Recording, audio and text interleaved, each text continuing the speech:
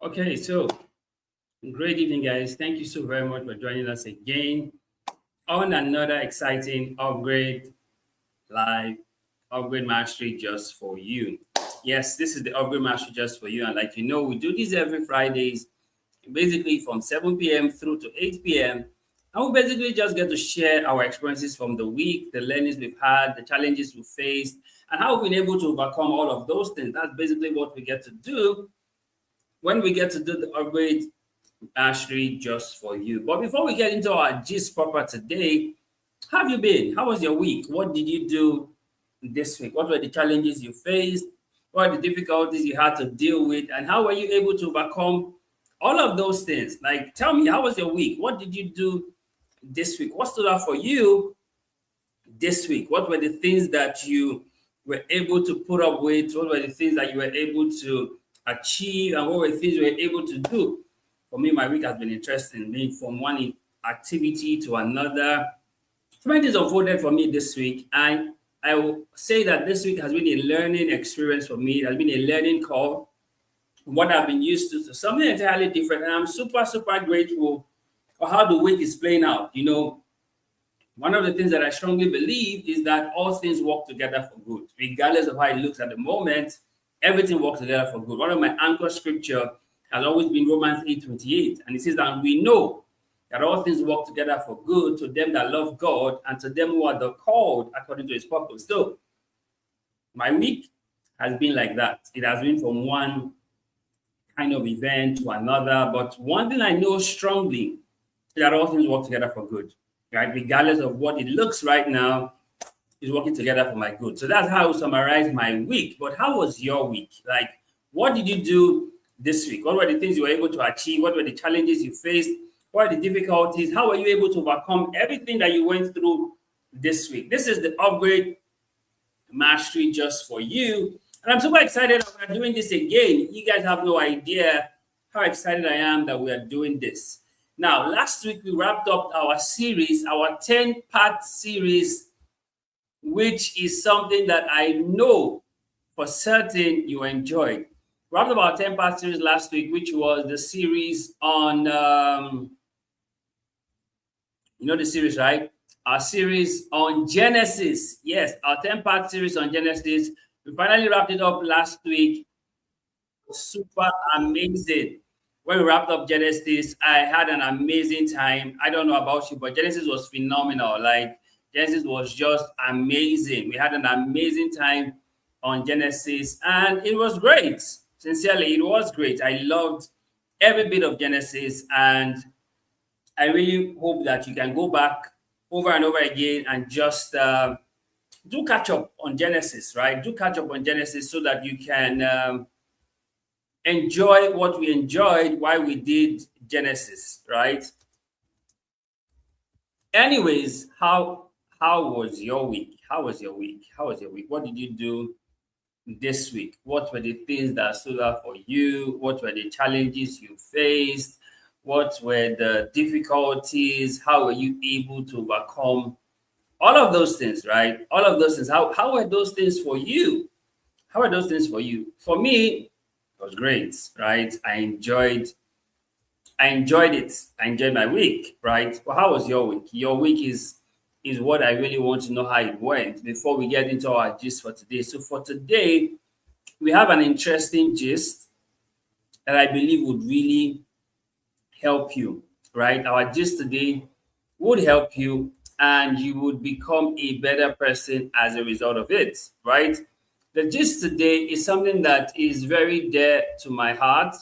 I really feel it's time that we begin to really look at these things very critically and holistically, right? Don't just look at it from one perspective, but look at it critically and holistically, what it actually is and how it applies to us as a people, right? So this week, fresh up from the series, we're going to be talking about principles and time.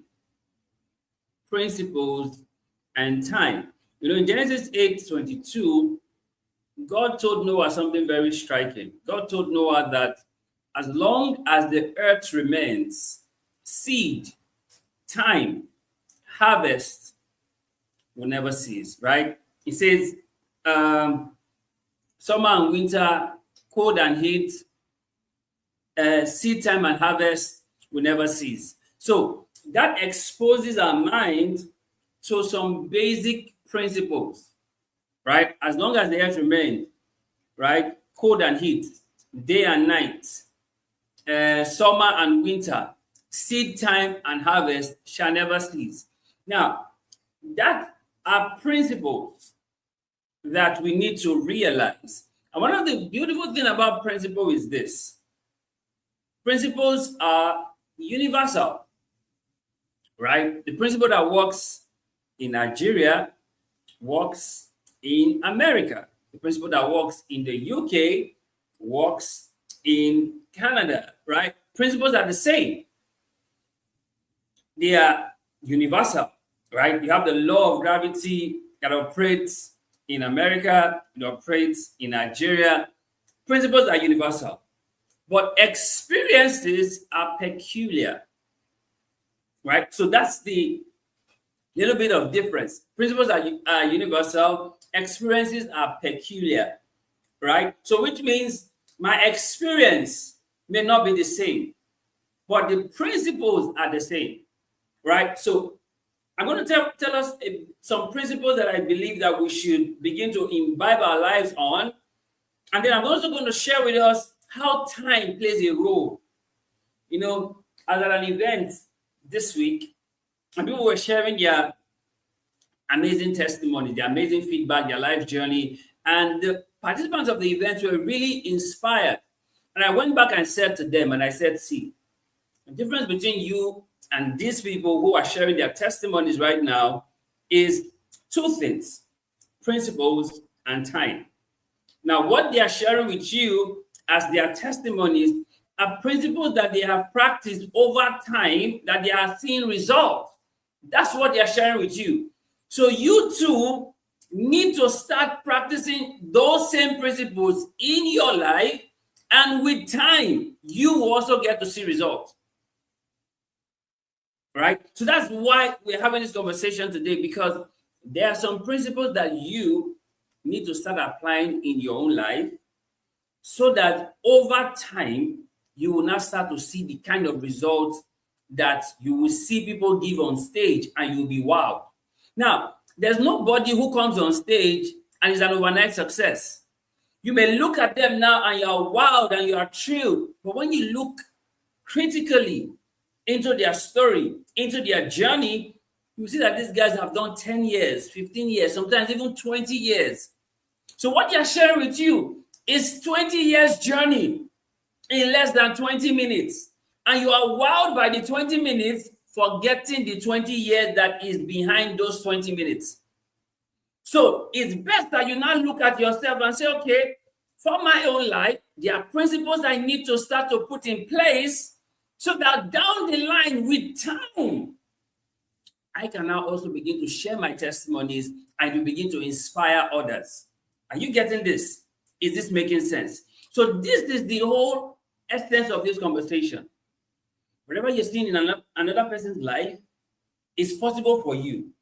But then you must also apply the principle they applied and then give time its due course.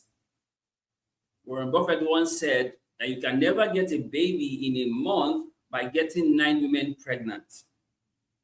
Are you getting this? Is this making sense? So you must understand the principles, and then you must understand the role of time.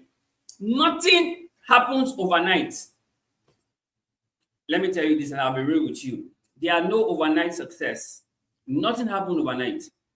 No greatness happens overnight. Nobody just happens and shows up on the scene. Not possible. They've applied some principles. It has taken them time. And now they are where they are. It didn't just happen. It's not a snap of the finger. It's not magic. They've applied principles. They've given it time. And they've seen the results. Are you getting it? The same way you cannot plant your seed today and see the harvest tomorrow. No matter what you plant. You can plant today and reap harvest tomorrow. That's why it's called seed time before harvest. So What are some of the principles that you need to apply in your life that if you truly apply these principles, with time, you will start to see the results of these principles? Principle number one, the principle of obedience. See these guys. They say that obedience is better than sacrifice, right? One of the basic principles you need to understand is the principle of obedience. See this. There are things that you'll be told to do. It may not make sense to do them. But with the principle of obedience, you get to do those things. Are you getting this? That is you learning. See, sometimes the principle of obedience is very difficult for people to practice. In fact, they practice it halfway. I'll give you a case scenario. King Saul, God told him, go and utterly destroy the Amalekites.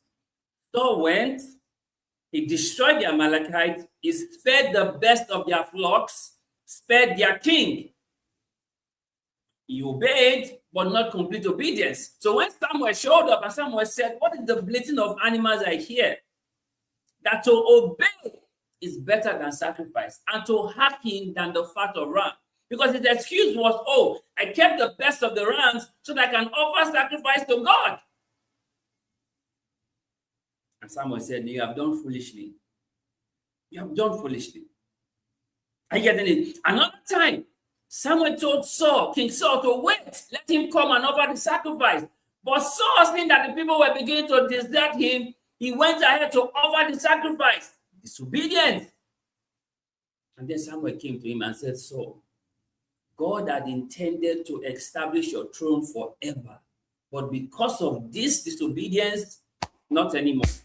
That was when King Saul was replaced. At that point. So you see, that principle of obedience, you must follow it to the letter. Regardless of how you feel, regardless of how people will see you, follow that principle of obedience to the letter. It's a principle that you cannot joke with.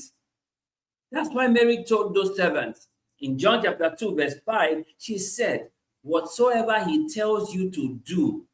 She didn't say think about it. She didn't say reason it out. She didn't say discuss it among yourself. She didn't say pray about it. He says whatsoever he tells you to do, do it. That's the principle of obedience. Do it. So God is in your heart. Sow a seed. Do it. God is in your heart. Help XYZ. Do it. Whatever God lays in your heart, it is your responsibility to obey. You see, when God told Abraham, in Genesis 22, take your son, your only son, the one whom you love, and take him to Mount Moriah and offer him as a sacrifice. Abraham took Isaac the next day and they started the journey. In fact, at some point in the journey, Isaac asked the father, he says, Father, we have the wood, we have the fire. Where is the ram? And Abraham said, the Lord will provide himself a ram. Abraham got to Mount Moriah, put Isaac on the altar, was about to kill him. And God said, stop. By this, I know. Are you getting this? So you must realize that the principle of obedience is not something you negotiate. It's not something you do because of, oh, I'm feeling it. No! Whether you feel it or you don't feel it, you must comply to the principle of obedience. Obedience is a principle, especially when God lays it in your heart to do it. Go ahead and do it. It doesn't have to make sense to you. It's a principle of obedience. Same way when God tells you it's time to leave. Leave is the principle of obedience. It may not make sense to you. But if it's time to leave and God has told you it's time to leave, leave. Are you getting this? Is this making sense? It's the principle of obedience. Second principle I want you to look at and I want you to pay attention to is the principle of service. The principle of service. You know, we live in a world where eye service is a thing. People do a lot of eye service, lip service, face service, but the principle of service has still not changed. I define service as the giving up of yourself faithfully towards the attainment of a goal without expectation of reward, right? The giving up of yourself faithfully towards the attainment of a goal without expectation of reward. See, it is God Himself who rewards service. Man may not reward your service. In fact, man may even ask you, what have you done? Are you getting this? But that should never stop you from employing the principle of service in all that you do. Serve faithfully, regardless. The principle of service. Serve faithfully, regardless. I get it. That's the principle of service. You may not be commended, you may not be rewarded, but serve. It's the principle of service, because your true master is not your employer. Your true master is God. And He's the one who rewards faithful service. The scripture says that it is required in stewardship that a man be found faithful. So, faithfulness must be seen in your service, regardless. Right? Faithfulness. So, the principle of service is something that you need to abide by. Wherever you find yourself, serve. See how you can contribute. See how you can make the place better than you met it. Serve is the principle of service. Are you getting this? So you don't say, oh, I'm not going to. No. See these guys. The reward for service is not necessarily what you get. The reward for service is who you become. Let me say that again. The reward for service is not what you get. The reward for service is who you become. Because through service, you are becoming. Are you getting this? Through service, you are becoming. You're on the journey of becoming through service. So the reward of service is not what you get, it's who you become. So that's why you must continue to follow that principle of service, because it is helping you in your becoming. It's helping you in your becoming. And you see, whatever you become, no one can take that away from you. See, they can take your job title, they can take your job role, they can take anything away from you. But you see, the person you are becoming through service, nobody can take that away from you. You getting it? So that's why you must imbibe the principle of service, knowing that no one can take that away from you. They took Joseph's coat of many colors, but who Joseph truly was, the brothers could not take that away from him. It was who Joseph was that pushed him to become the prime minister, who he was. And you could see all through Joseph's life, you could see the principle of service in play. He served Potiphar, he served the jailer, he served Pharaoh. The principle of service. Started by serving his father, then he served Potiphar, then he served the jailer, and then he served Pharaoh. He became prime minister. The principle of service. See, you don't lose when you truly serve. You don't lose. It may seem like you lose or you are losing, but you are not actually losing. Because in the principle of service, who you become is your win. Who you become. Are you getting this? Who you become, that's your true win in the principle of service. Who you become. The third principle that you should live your life by. First principle, the principle of obedience. The second principle, the principle of service. The third principle is the principle of diligence. The principle of diligence. See this, guys. In all that you do, ensure that you practice the principle of diligence. So you see, while you are obedient, while you are serving, practice the principle of diligence. As scripture says in Proverbs 22:29, that seest thou a man who is diligent in his deeds, he will stand before kings and not mean men. That principle of diligence takes you far. Right? The people who have skill, people who have talent, But you see, they are not diligent, hence they are not standing before greatness because they are not diligent. So that principle of diligence is what puts you before greatness because you are diligent in your deeds.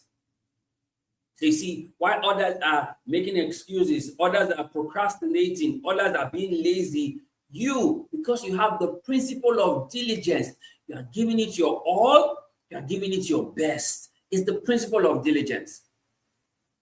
So you know that if I must do this, I must do this well. If I can't do this well, I'm not doing it at all. That's the principle of diligence. You give it your all.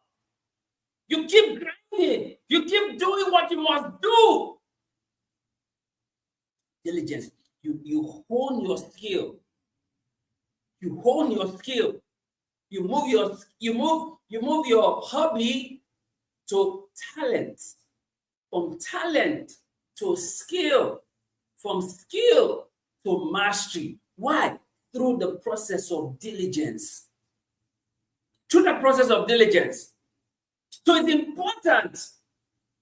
important that you practice the principle of diligence. See, you cannot afford laziness. You cannot afford mediocrity. You cannot afford to be average when you can apply the principle of diligence. See, once you become diligent, everything about you changes. That's why the principle of diligence is one that you cannot not be practicing, putting the effort, putting the work, show up, do what you must do, regardless of how you feel. It's the principle of diligence. Wake up early, stay up late. It's the principle of diligence. While others are sleeping, be awake. It's the principle of diligence. While others are loafing around, you are dedicated to what you need to be doing. It's the principle of diligence. But you see, once you have mastered a thing, it becomes second nature to you. That's the principle of diligence.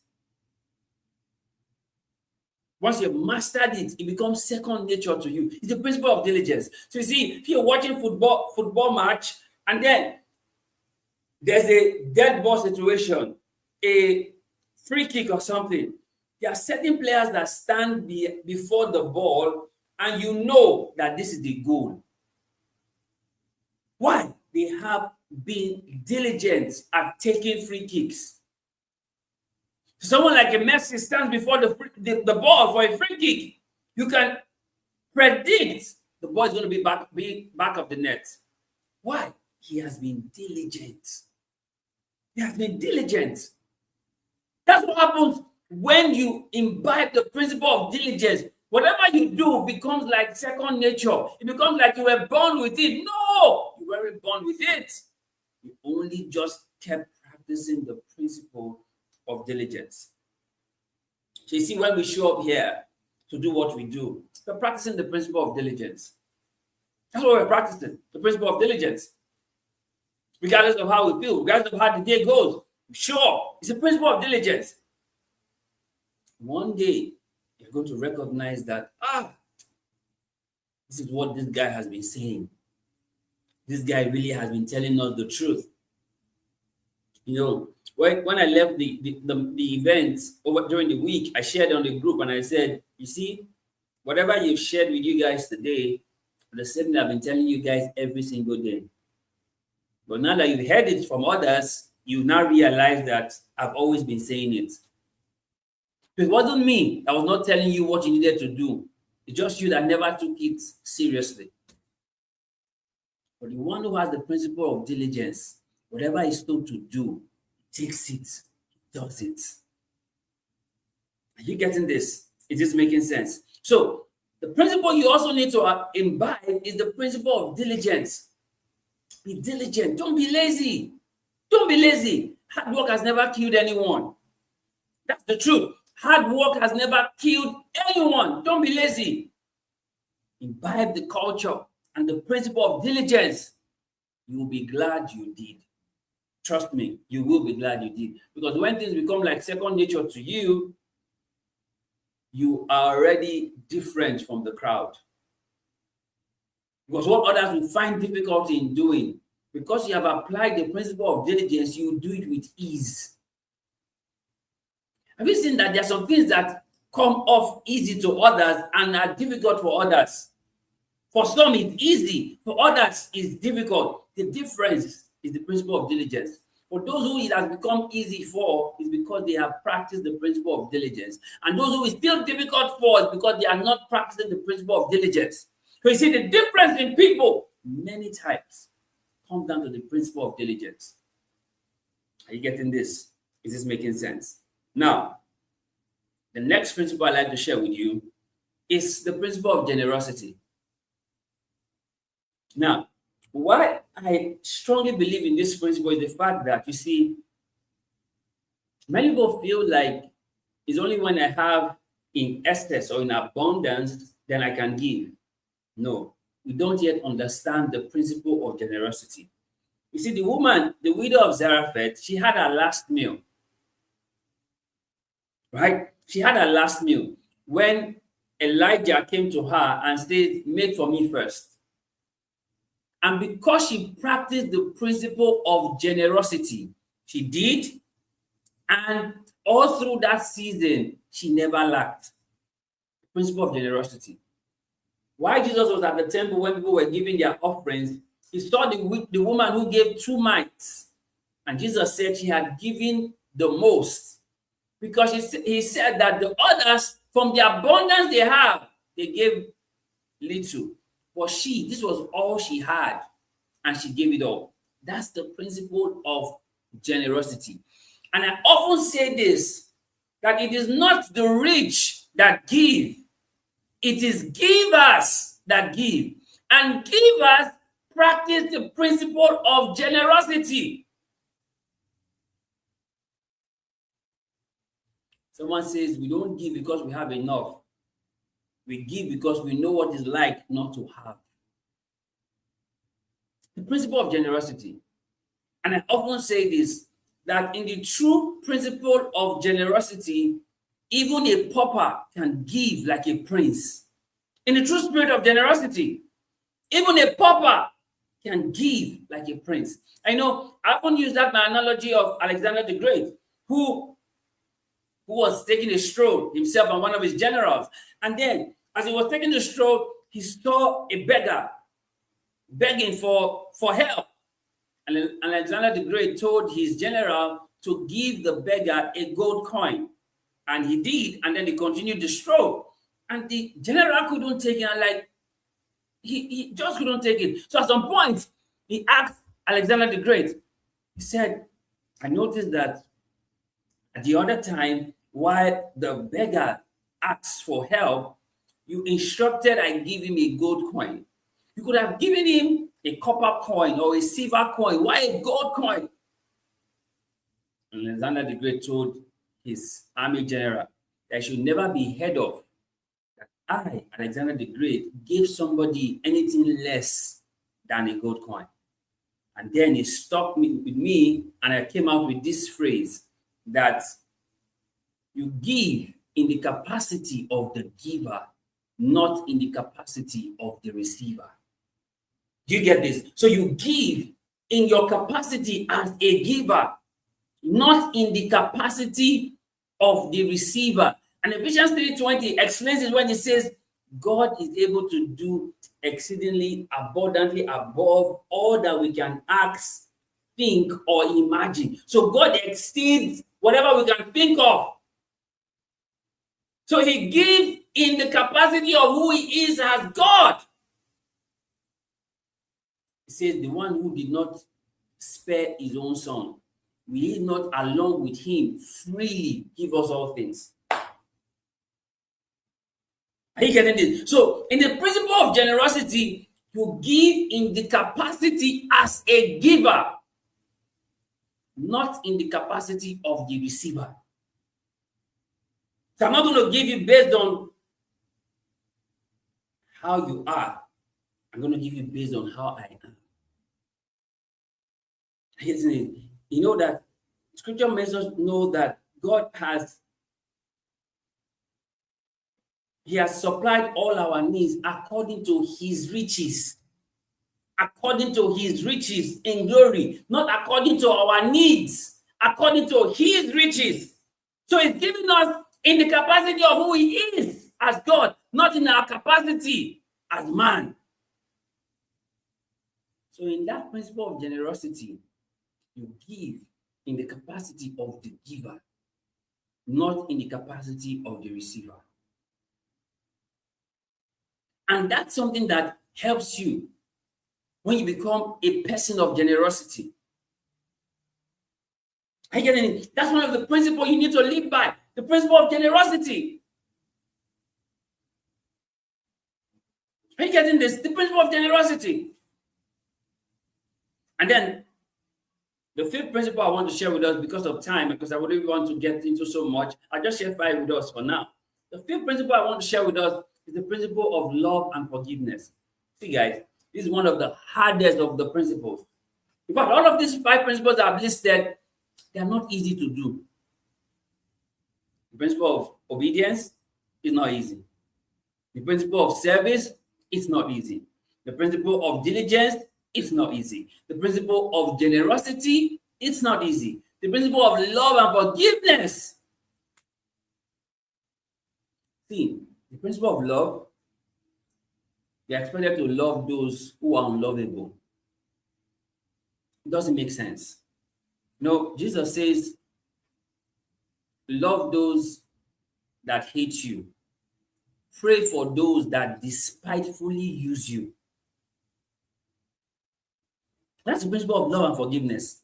It says, as much as it lies between you, live peaceably with all men. That's the principle of love and forgiveness. It's difficult, guys. It's difficult to love the unlovable and to forgive the unforgivable. It's difficult, but you have to practice the principle of love and forgiveness. It's not because of them, it's because of you. Are you getting this? It's not because of them, it's because of you. Because there's something that you will never rise above if you can't practice the principle of love and forgiveness. There's something you can never rise above.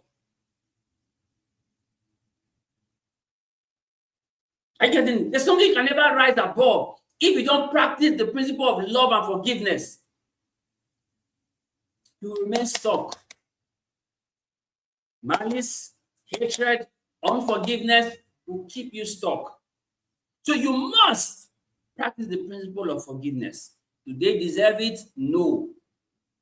But forgive them. In fact, I tell people, forgive even without an apology, because some people may never apologize. So forgive without an apology. And love. Principle of love. You don't have to earn your love, but you have to love them. You have to love them. Why? Because you are practicing the principle of love. See, they don't have to deserve your love. You don't have to earn the love, but you have to love them nonetheless. It's the principle of love and forgiveness. So these are 5 critical principles that you must be willing to practice. You must be willing to practice 5 critical principles. You must be willing to practice the principle of obedience, the principle of sacrifice, of service, I beg your pardon, the principle of diligence, the principle of generosity, the principle of love and forgiveness. There are so many others. There's the principle of sacrifice, there's the principle of hospitality, so many others. But I'll just stick with these 5 for now. And then we'll look at time, because I tell you that when you practice these principles, you will see the result in time. You know, there's this thing that they tell people, and over time, I always tell people that don't take this thing seriously. Don't take it seriously. They tell you about time management. Let me tell you this. You cannot manage time. Nobody can manage time, because even if you take off the battery from the clock, you still cannot stop time. Even if you take off the battery from the clock, you still cannot stop time. So nobody can manage time. What you can do is manage yourself in time. Are you seeing the difference? So you cannot manage time because you do something or do nothing, time will go, time will pass. What you can do is manage yourself in time. That's what you can do. So when they say, "Oh, you have to practice time management," yes, it sounds nice, it sounds great. We actually cannot manage time because you can manage what you have control over. You manage what you have control over. You don't have control over time. Whether you do something or you do nothing, time will pass. Are you getting this? But what you can do is you can have control over yourself in time. So, principle of obedience, you have control over whether you obey or don't obey. Principle of service, you have control whether you will serve or not serve. Principle of diligence, you have control whether you will be diligent or not. Principle of generosity, you have control whether you be generous or not.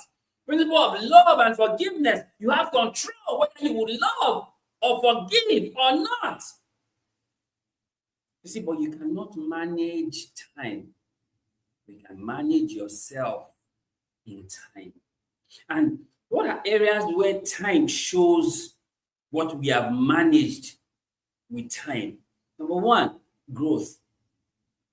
Growth takes time.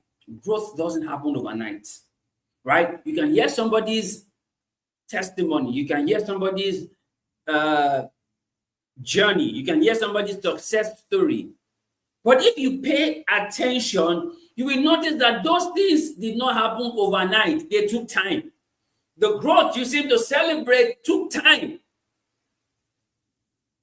Are you getting it? But it was the principle they applied that they saw growth over time. And let me tell you this, when you are not intentional, with time, even the wrong things can happen to you.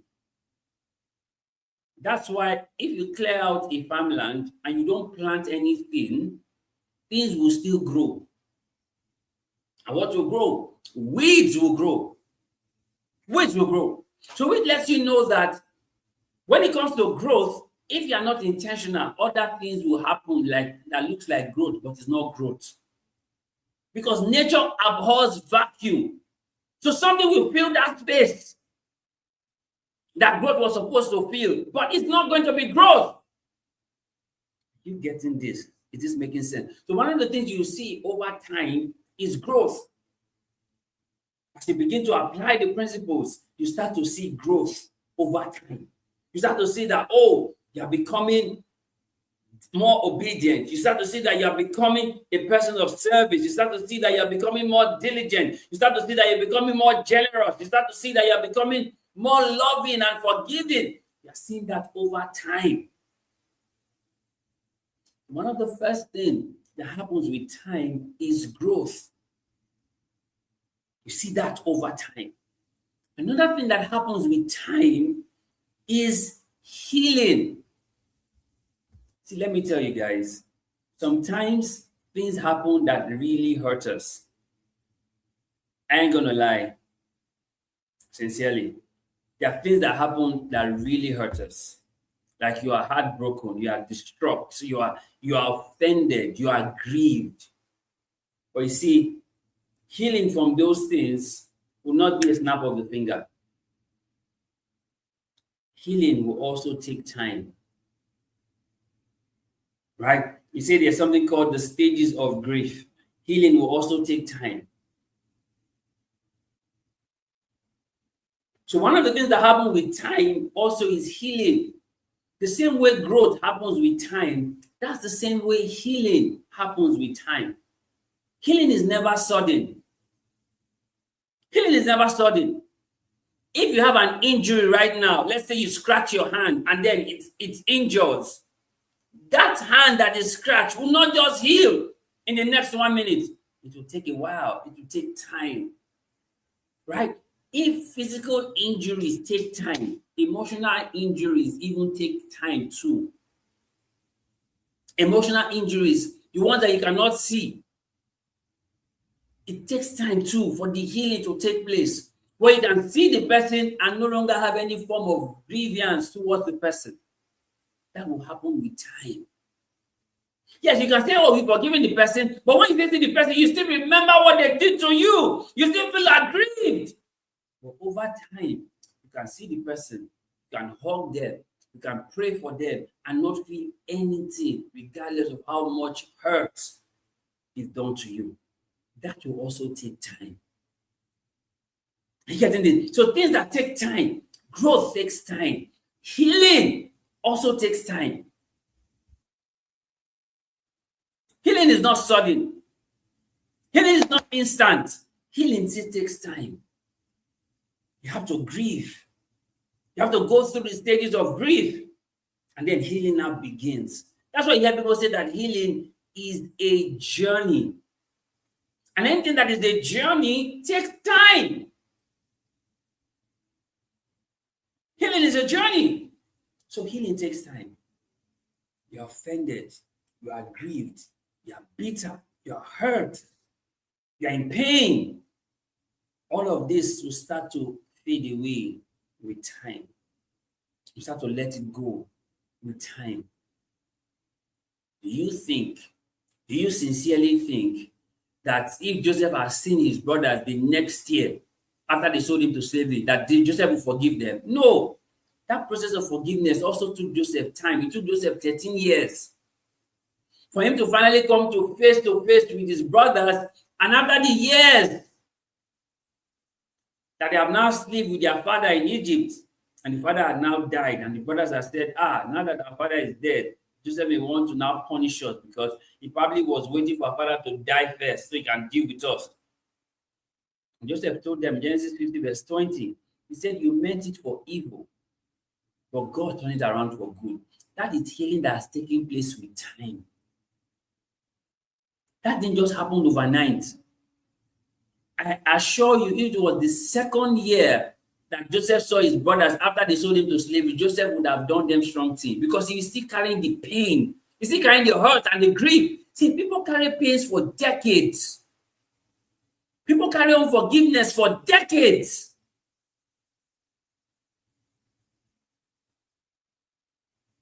In fact, people carry unforgiveness and pass it down to their children to continue from where they stop.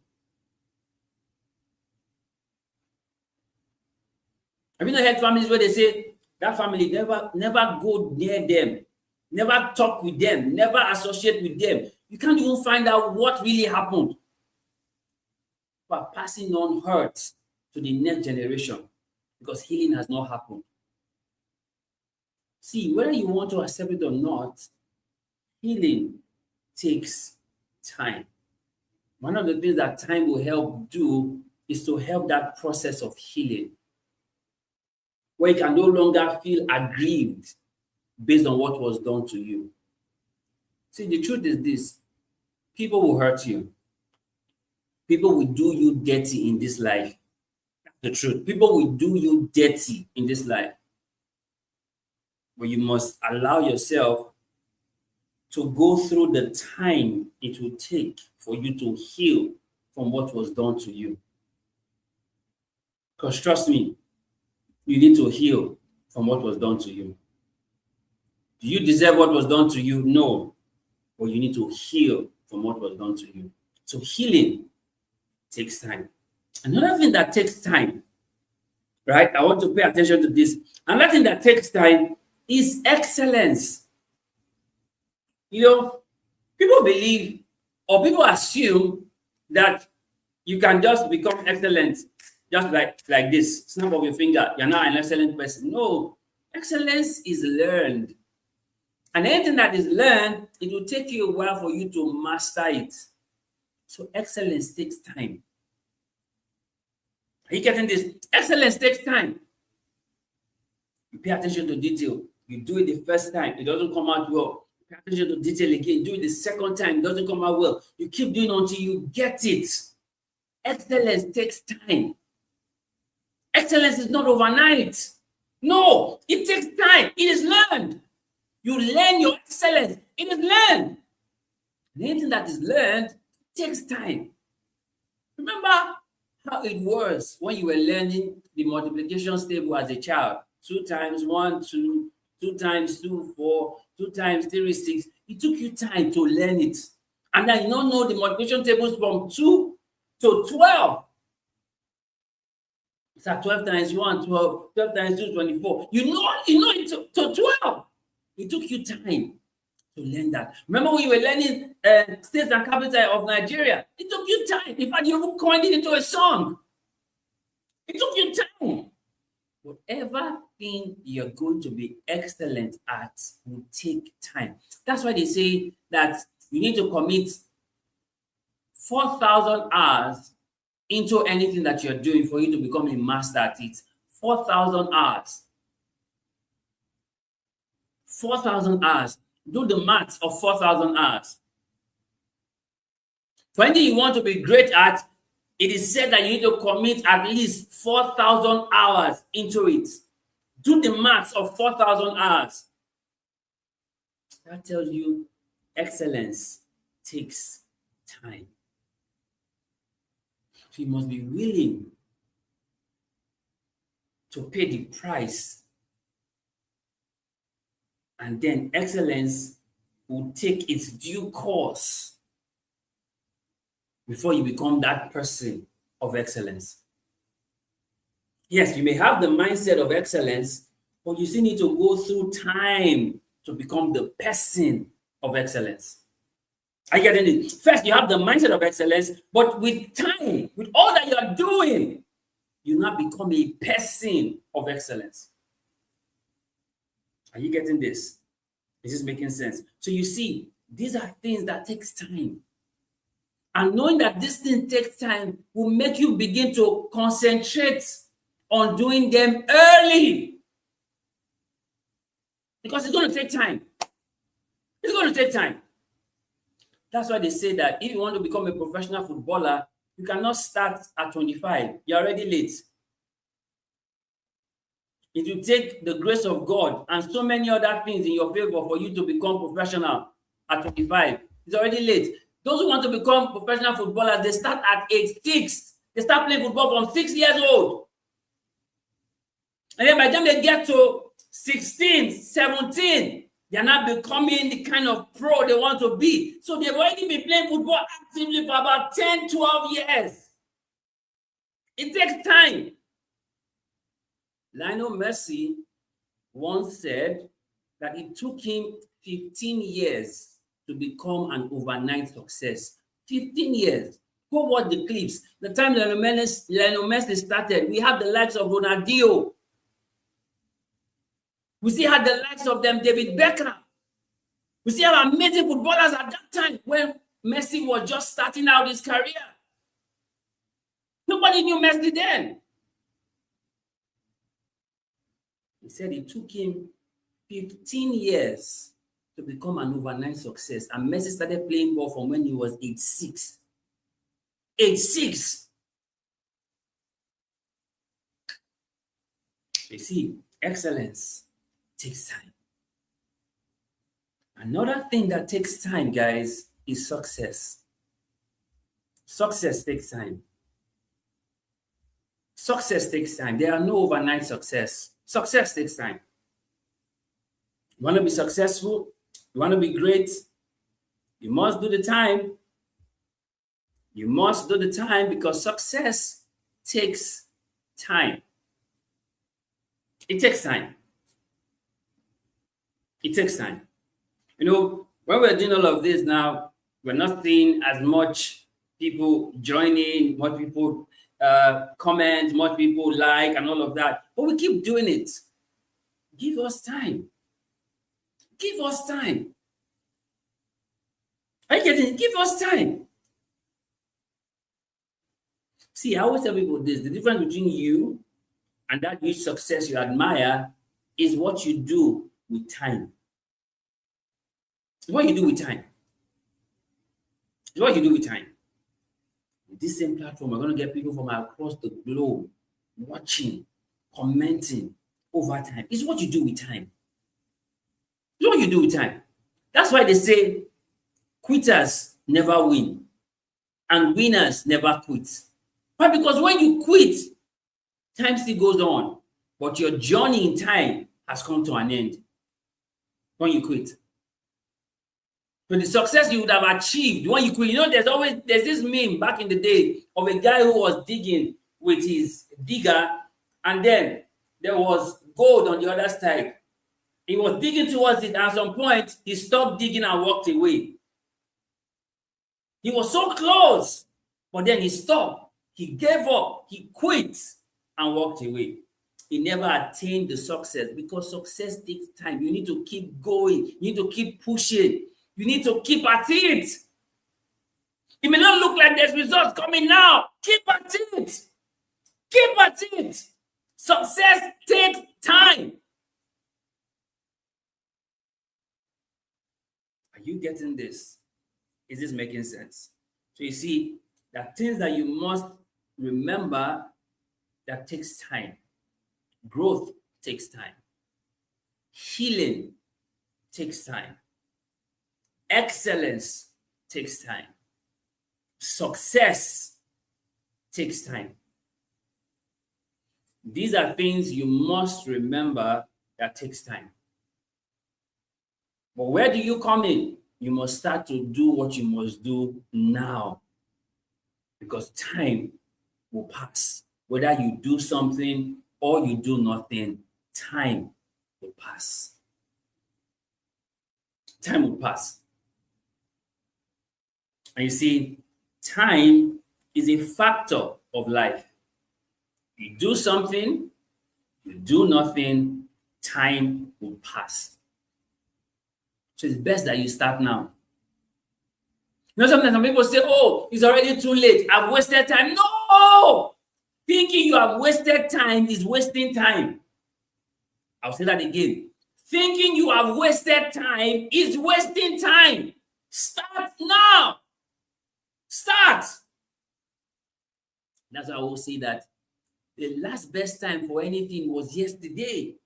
The next best time is now, because time is going. Time will not wait for anybody. I've told you, even if you take the battery off the clock, you still cannot stop time. You still can't stop time. So it's best that you make the most of time. Start now. And I told you, you cannot manage time. You can only manage yourself in time. You can only manage yourself. You can't manage time. Because you do something or you do nothing, time will pass. Time will pass. See this, guys? Ecclesiastes says that there is a time for everything. A time for everything. Guys, tonight I've come to share with us principles and time. Principles of obedience, principles of generosity, principle of service, principle of diligence, principle of love, and forgiveness. Right? I told you the things we need to give time: growth, healing, excellence, success. Give it time. Give it time. Give it time. In Luke chapter 2, verse 52, scripture says, and Jesus grew. Jesus grew in wisdom and in stature, and he found favor with God and with man. These things happen with time. Are you getting this? The Jesus that we knew as a baby in the temple was not the same Jesus that we knew in Transfiguration. Time. It was not the same Jesus we saw in triumphant entry. Time. It was not the same Jesus we saw at 12. Are you getting this? Jesus grew with principles and with time. You know, when it was time for them to have the Last Supper, he told the disciples, go and tell the owner of the place that the Lord have need for it. When he needed the donkey for triumphant entry, he told the disciples to tell the owner of the donkey that the Lord has need for it. And they gave him.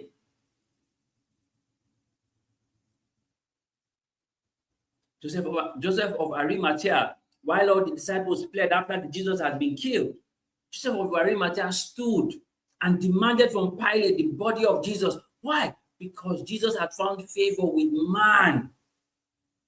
The things that even his disciples couldn't do, Joseph of Arimathea was able to do.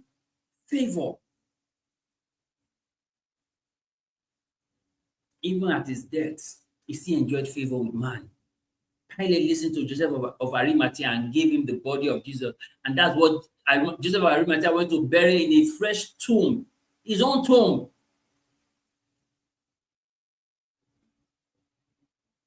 See, principles and time, if you understand these two things, it will change the course of your life. Change the course of your life. You see, have you ever wondered why Mary could tell the servant, whatever I tell you to do, do it? Because that was not the first time Mary could have been experiencing Jesus do a miracle. I used to jokingly say that probably when Mary is cooking in the house and then the salt gets exhausted, Jesus will just do a miracle and then there will be more salt.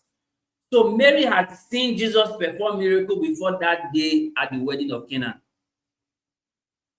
Because you cannot have confidence in what you have not been exposed to.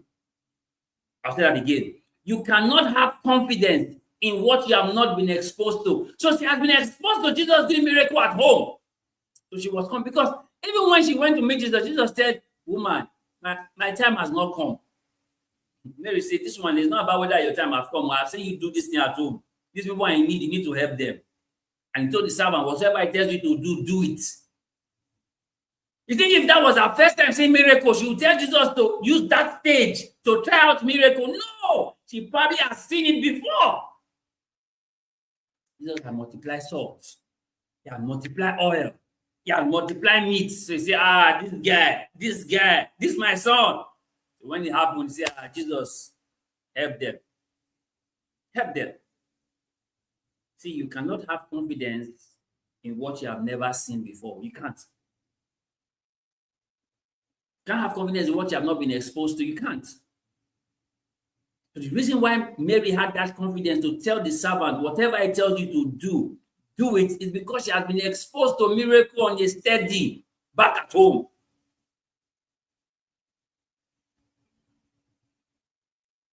So the principles that you've been exposed to with time give you more confidence that principles work.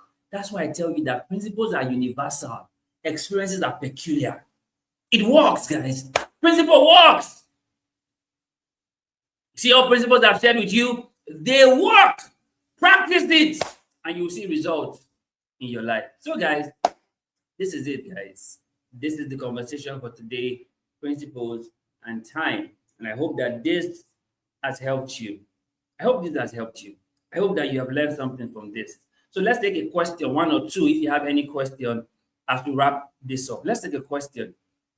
If you have any question, let's take a question quickly. If you have any question as we wrap this up tonight. I want to thank all of you who joined in. Thank you so much for your comments. Thank you for being here. Super excited. Like I said, we're not going to do series for a bit, but we're just going to be having interesting conversations every Fridays, right? And sometime in the year, we'll take up another series. But for now, just interesting conversations we're going to be having. And I'm glad that you guys are here and you guys are loving the conversation. So if you have any question, feel free to ask the question and we'll gladly take them before we call this a wrap for today. Have you learned something today?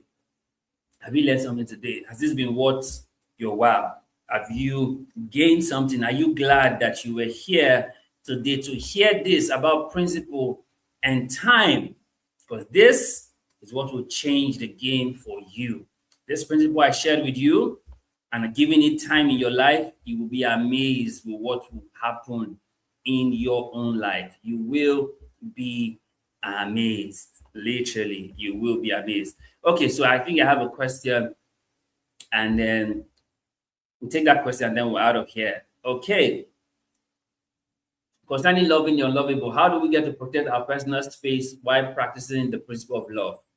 And it's going to be quite difficult, right? Because currently I'm in a situation where I should dislike and hate But you see, that's where you get to trust God to help you.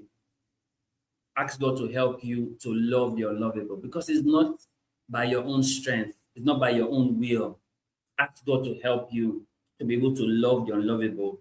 And you can also guard your space by how you give those people access to you, right? You see, the ones who hurt us the most are the ones who are the closest to us. Remember Caesar and Brutus?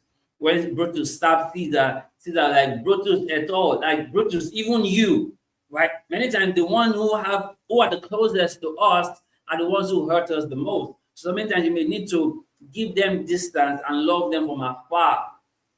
Give them distance, love them from afar. Let there not be any hatred or animosity towards them, but still that doesn't mean they are back into your space. Are you getting this? So that will help you, right? You can love them from afar, but not bring them back into your space, right? Okay, I hope that helps. Okay. Yes, I've learned something today. Thank you so very much. So yeah, thank you guys.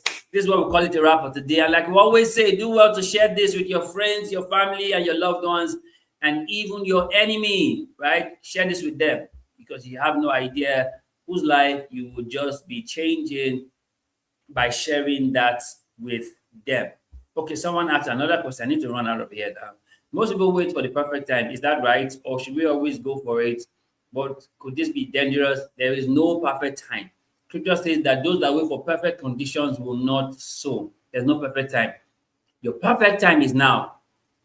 Now is your perfect time. There is no other perfect time. Now is your perfect time. So go ahead and do what you need to do, right? When you make mistakes, you will learn and continue, right? Now is your perfect time. So guys, thank you so very much for being here. I'm super excited. I'm super glad that we're able to do this. I look forward to next Friday for another amazing conversation. I can't wait for us to get into another gist next time, just the same way we enjoyed this gist today on principles and time. Like I always say, there's always more on your great side of life. And that's why I encourage you to leave good behind so that you can upgrade. So, guys, enjoy the rest of your day, enjoy the rest of your night. See you another time. Thank you so much for watching. God bless you.